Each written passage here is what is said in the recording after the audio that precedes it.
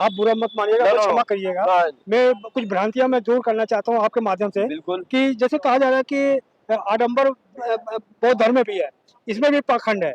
बहुत से लोग कहते हैं, तो आप हमारे दर्शकों को समझाएँ कि ये पाखंड है, क्या है? जैसे हिंदू में मैं देखा कि वो हनुमान का अगरबत्ती दिखाते हैं और हनुमान चालीसा पढ़ते हैं, तो इसमें बौद्ध में भी बुद्ध वंदना करते हैं, यहाँ भी बुद्ध के सामने अगरबत्ती दिखाते हैं, तो दोनों में अंतर क्या है? ये पाखंड अगर वो है, तो पाखंड ये भी है। हाँ, आपका बहुत अच्छा सवाल है।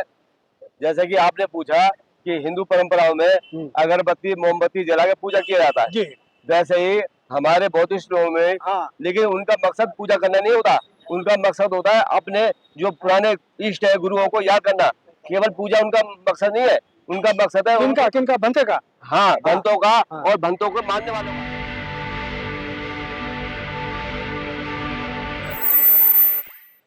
जय भीम, मैं मेवालाल और आप देख रहे हैं बहुजन समय। साथियों, आज समता सैनिक दल का स्थापना दिवस अंबेडकर भवन रानी झांसी रोड पे मनाया गया। तो उसी में हमारे साथ भंते जी हैं, इनसे बहुत कई सवाल हैं जो धर्म के बारे में है और वो जो बाबा साहब का जो संगठन है समता सैनिक दल, इसके बारे में पूछूंगा कि आखिर ये बहुजन समाज किस तरह से बाबा साहब के विचारधारा को आज मान रहा है या भूल गया है। भंते जी, सबसे पहले नमो बुद्धाय, जय भीम। जय भीम, नमो बुद्धाय। भंते जी, अपना परिचय हमारे दर्शकों को बता दें। मुझे भंते नागराज कहते हैं और मैं उत्तर प्रदेश अलीगढ़ से हूँ। मेरा जन्म स्थान वही है और दिल्ली में रहते हुए लगभग 40 साल हो गए। पहले मैं इससे पहले कारोबार करता था, व्यापारी था और मुझे लगभग 20 साल से मैं धर्म से जुड़ा हुआ हूँ। उससे पहले विपश्यना शिविर भी किए गोयनका जी के साथ मैंने, और उस विपश्यना शिविर करने के बाद मेरे को लगा कि ये बहुत अच्छी एक विद्या है तथागत के द्वारा दिया हुआ, और धीरे धीरे मैं उसमें जुड़ता चला गया और उसमें फिर मैंने विचार किया कि चीवर ले लेना चाहिए। समाज में अगर कुछ नया करना है, समाज के लोगों को एकजुट करना है, तो इसके लिए बहुत जरूरी है ये। पहले तो मेरा पहला सवाल है, आज समता सैनिक दल का स्थापना दिवस है। जी। ये स्थापना दिवस जो समता सैनिक दल था, ये समता सैनिक दल केवल नाम का मंच पर फोटो खिंचाने के लिए है? कहीं आपको बहुजन समाज के साथ अत्याचार होता दुराचार है, कहीं इनको लड़ते भिड़ते देखा आपने? नहीं, समता सैनिक दल बहुत अच्छा काम करते हैं और ये प्रोटेक्शन देते हैं।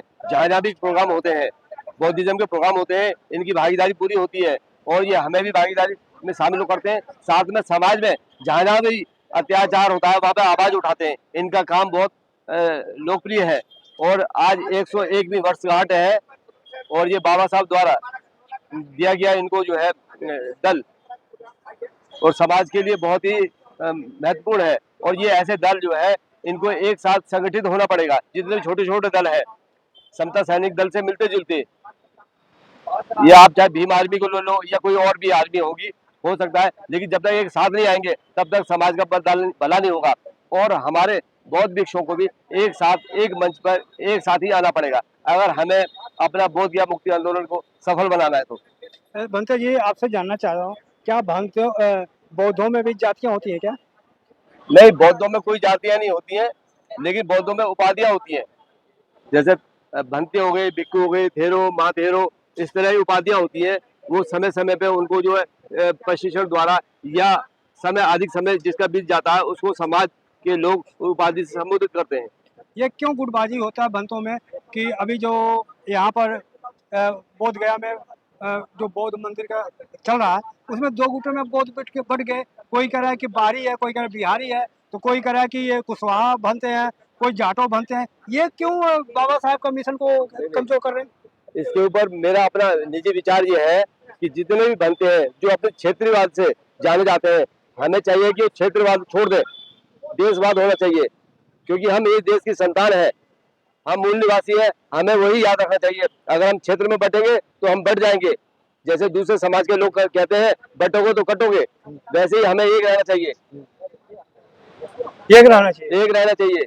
मैं भंते जी, आप एक भंते हैं, चिवरधारी हैं, ये चिवरधारी में जो आप पहन रखे हैं, यही तो बहुत साधु संत पहन के आते हैं। हाँ। तो आप में और उनमें क्या अंतर है? हाँ, बहुत अच्छा सवाल है आपका कि बहुत सारे जो है चीवरधारी लोग हैं और भगवा पहनने वाले लोग हैं। भगवा और ये चीवरधारी में जमीन आसमान का अंतर है। जितने भी भगवाधारी लोग हैं, वैसे जो पूजा पाठ करने वाले लोग हैं, वो लोग जो है जगह जगह मांगते हुए नजर आएंगे, लेकिन हमारे चीवरधारी एक भी व्यक्ति कहीं भी नहीं मांगता। समाज उनका पालन पोषण करता है, किस तरह करता है, और वो उनकी जिम्मेदारी होती है। लेकिन हमारे समाज का एक भी व्यक्ति, एक भी भिक्षु, एक भी बनते कहीं भी मांगता हुआ नहीं नजर आता। देश के किसी भी कोने में उनकी एक अपनी परंपरा है, वो उसी के अनुसार चलते हैं, और उनका काम है देशना देना, लोगों को समता के बारे में बताना, प्रेम प्रेम सिखाना, और शील समाधि प्रज्ञा के बारे में देशना देना। भक्तों जी, मेरे मन में बहुत सारे सवाल है, आप बुरा मत मानिएगा, नो, तो नो, क्षमा करिएगा। हाँ, मैं कुछ भ्रांतियां मैं दूर करना चाहता हूं आपके माध्यम से, बिल्कुल। कि जैसे कहा जा रहा है कि आडंबर बौद्ध धर्म में भी है, इसमें भी पाखंड है, बहुत से लोग कहते हैं। तो आप हमारे दर्शकों को समझाएं कि ये पाखंड है क्या है। जैसे हिंदू में मैं देखा कि वो हनुमान का अगरबत्ती दिखाते हैं और हनुमान चालीसा पढ़ते हैं, तो इसमें बौद्ध में भी बुद्ध वंदना करते हैं, यहाँ भी बुद्ध के सामने अगरबत्ती दिखाते हैं। तो दोनों में अंतर क्या है? ये पाखंड अगर वो है तो पाखंड ये भी है। हाँ, आपका बहुत अच्छा सवाल है। जैसे कि आपने पूछा कि हिंदू परंपराओं में अगरबत्ती मोमबत्ती जला के पूजा किया जाता है, जी वैसे ही हमारे बौद्धिस्ट लोगों में, हाँ, लेकिन उनका मकसद पूजा करना नहीं होता। उनका मकसद होता है अपने जो पुराने इष्ट है, गुरुओं को याद करना। केवल पूजा उनका मकसद नहीं है, उनका मकसद है किनका किनका बनते का। हाँ, भक्तों का, हाँ। और भक्तों को मानने वालों का, हाँ। जो उनके अनुयायी है, उनका मकसद होता है ये हमारे मार्गदर्शन है। ये कोई हमारे देवता नहीं है, मार्गदर्शन है, इन्होंने मार्ग दिया। भगवान बुद्ध ने भी यही कहा, मैं मार्गदाता हूँ। आज मैं आपको मार्ग दे सकता हूँ, मुक्ति नहीं दिला सकता। मुक्ति आपको स्वयं लेनी पड़ेगी। जितने भी धर्म गुरु हुए आज से पहले, किसी ने अपने आप को भगवान का अंश बोला है, किसी ने पुत्र बोला है, किसी ने दूत बोला है, लेकिन भगवान बुद्ध ने कभी भी ये शब्दों का इस्तेमाल नहीं किया। उन्होंने कहा मैं केवल मार्ग दाता हूँ, मार्ग बता सकता हूँ, चलना स्वयं पड़ेगा आपको। अक्सर मैं देखता हूँ जो बौद्ध विहार है उसको मंदिर कहते हैं कि ये मंदिर है, आम जैसे मंदिर है, और आपका बौद्ध विहार भी मंदिर है। तो वो मंदिर है विहार है, नहीं, ये नहीं। अंतर क्या है? ये केवल विहार है, मंदिर कुछ लोगों ने उनको नाम दे दिया है। कुछ लोगों मतलब कुछ ऐसे समझ सकते हो, जैसे कि अभी बहुत सारे लोगों ने, विवादित लोग कह सकते हो, मैं किसी का नाम लेना नहीं चाहता, हाँ हाँ कि वो आप उसको मनुवादी कहो। मनुवादी केवल विचारधारा है, व्यक्ति मनुवादी नहीं होता कभी भी। ये विचारधारा है, किसी में भी आ सकती है, किसी भी समाज के लोगों में भी आ सकती है, और वो विचारधारा बहुत खतरनाक होती है। भंते जी, हमारे दर्शकों को समझाएं कि जैसे कहते हैं कि बौद्ध धर्म में जब बाबा साहब नहीं थे तो भी बौद्ध धर्म में था, बाबा साहब आए जी। तो 22 प्रतिज्ञा देने की क्या जरूरत थी? ऑलरेडी बुद्ध धर्म चल रहा था, तो 22 प्रतिज्ञा क्यों? हाँ, बहुत अच्छा सवाल आपका। बाबा साहब द्वारा 22 प्रतिज्ञा जो दी गई है, उसमें सभी जानते हैं, लेकिन उससे पहले उससे पहले भी बहुत सारे धर्म गुरुओं ने धर्म के प्रचार के लिए माध्यम निकाला कि हमें पूजा पाठ से दूर रहना पड़ेगा। अगर हमें अपने समाज का उद्धार करना है, तो बाबा साहब ने बहुत अध्ययन करने के बाद नागपुर से अपने आप को सबके सामने, लाखों लोगों के सामने, और कहा कि मेरा पैदा होना मेरे बस में नहीं था, लेकिन मेरे जीवन में धर्म परिवर्तन करना ये मेरे जीवन में है, ये मैं कर सकता हूँ।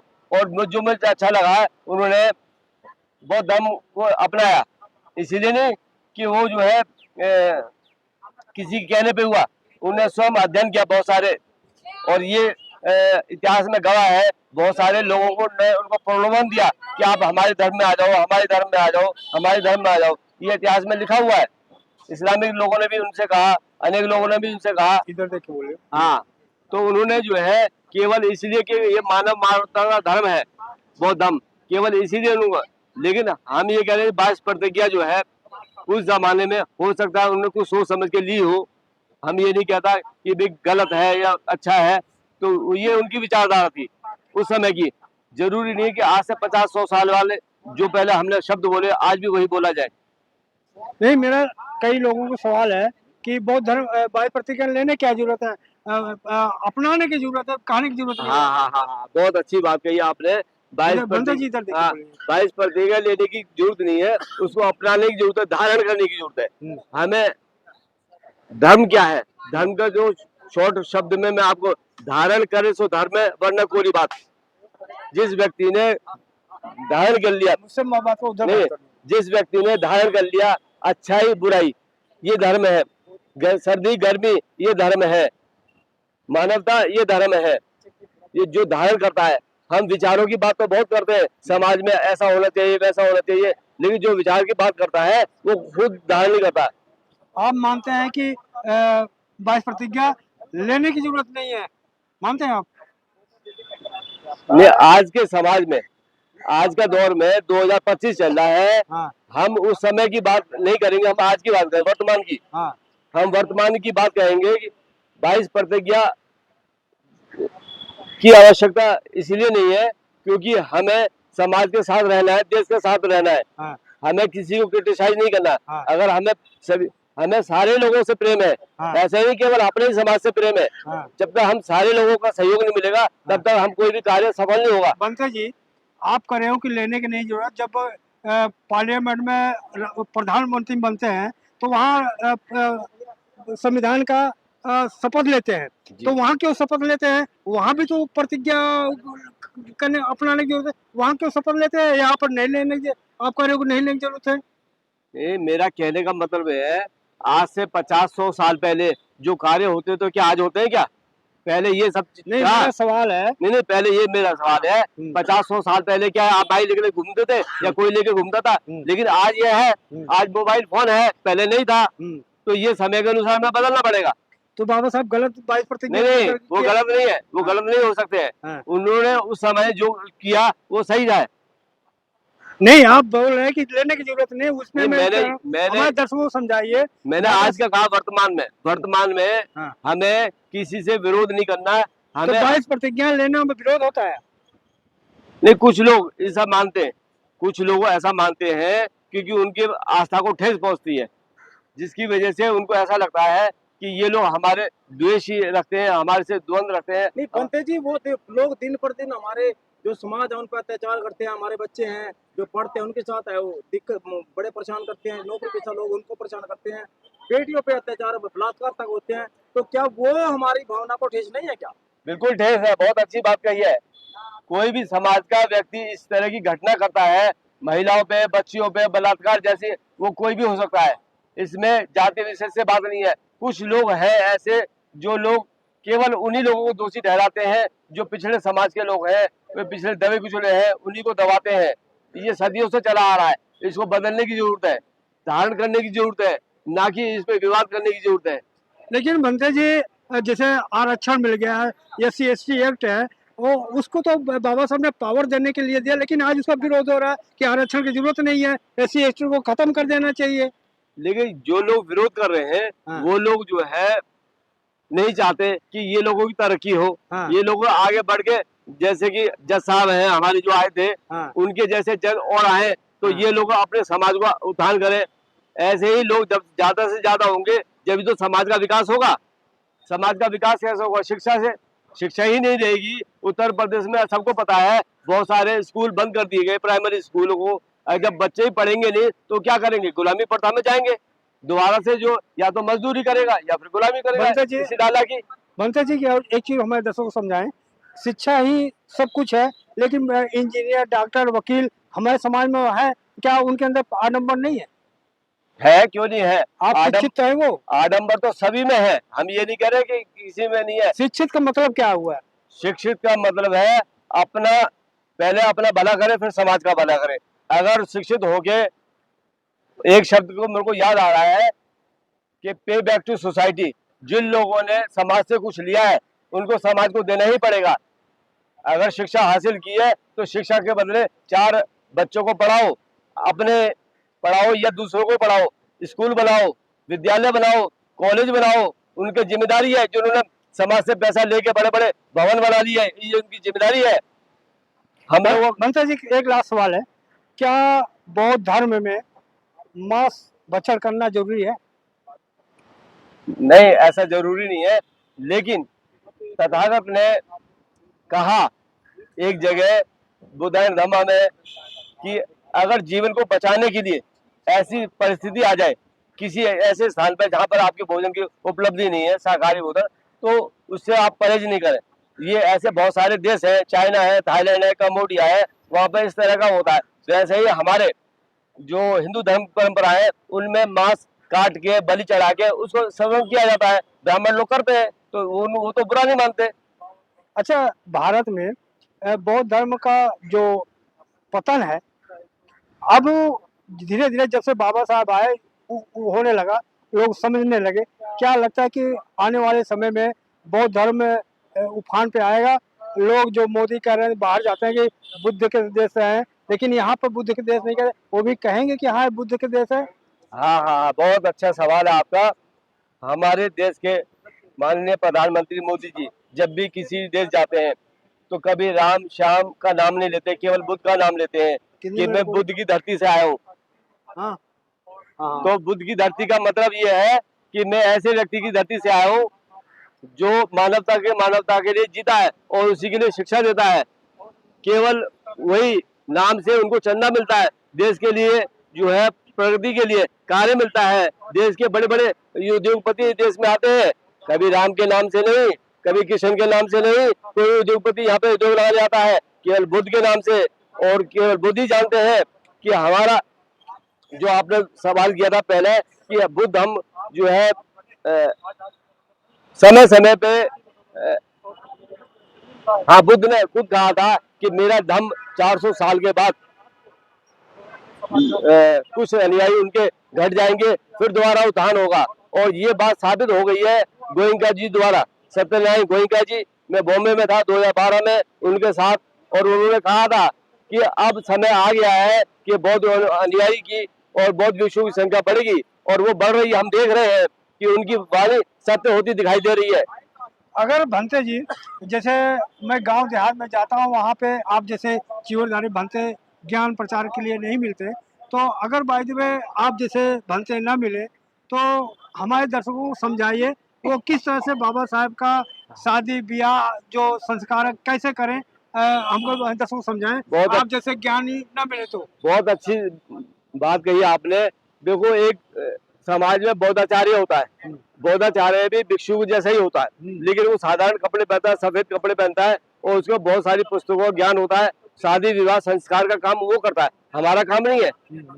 हमारा काम धर्म प्रचार का काम है, लोगों को देशना देने का काम है।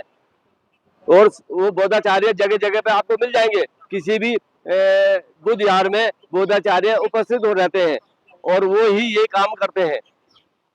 तो लास्ट में हमारे दर्शकों को समझाइए कि बुद्ध को मानने वाले जो आप जैसे चीवरधारी नहीं है, तो उनको क्या करना चाहिए कि जो बुद्ध का घर पे उनकी वाणी को पूरे बच्चों में प्रचार प्रसार कर सके। हाँ, उसके लिए भी बहुत सारे माध्यम हैं, और धम्मपद है, सुनना चाहिए। मोबाइल पे बहुत सारी आता है, उसमें बताने की जरूरत है। आजकल सब एडवांस टेक्नोलॉजी है, और उसके द्वारा हम घर बैठे वो सब चीजें सुन सकते हैं। जो लोग पढ़ना नहीं जानते वो भी सुन सकते हैं। आजकल मोबाइल फोन एक अनपढ़ से अनपढ़ आदमी चला सकता है, तो क्या वो सुन नहीं सकता उनके प्रवचनों को?